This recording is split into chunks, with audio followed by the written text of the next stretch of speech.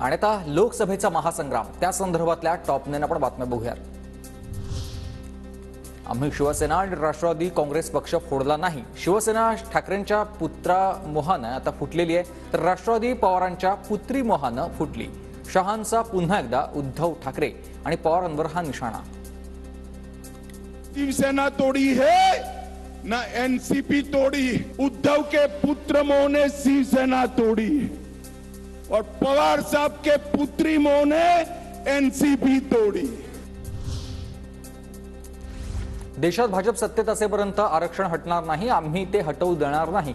काँग्रेस गैरसमज पसरवण्याचं काम करत आहे। भंडारा गोंदियामधून अमित शहांचा दावा। हमारे पास 2 टर्म से पूर्ण बहुमत है। हमने कभी भी आरक्षण को हटाने के लिए नहीं KIA.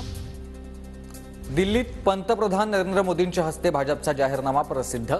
Bhajap one nation one इलेक्शनचा विचार घेऊन पुढे जाणार। समान नागरी कायद्याला आवश्यक समजतो मोदींचं वक्तव्य।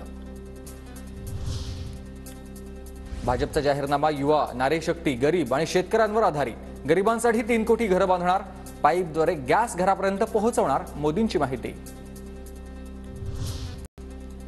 काँग्रेसनं 60 वर्षात ओबीसींसाठी काय केलं ते सांगावं। आम्ही 10 वर्षांमध्ये काय केलं ते सांगतो। देवेंद्र फडणवीसांचं राहुल गांधींना आव्हान। महाराष्ट्रात ओबीसी समाजासाठी मंत्रालयासह 28 निर्णय केल्याचाही फडणवीसांचा दावा। भाजपनं 400 नव्हे तर 543चा आकडा आता सांगणं योग्य आहे। भाजपच्या 400 पारच्या नाऱ्यावरून शरद पवारांचा टोला। सांगलीतून विशाल पाटील अपक्ष अर्ज भरणार। 16 एप्रिलपर्यंत काँग्रेसकडून उमेदवारी मिळण्याची प्रतीक्षा करणार। त्याच दिवशी भव्य रॅली काढत शक्ती प्रदर्शन करणार।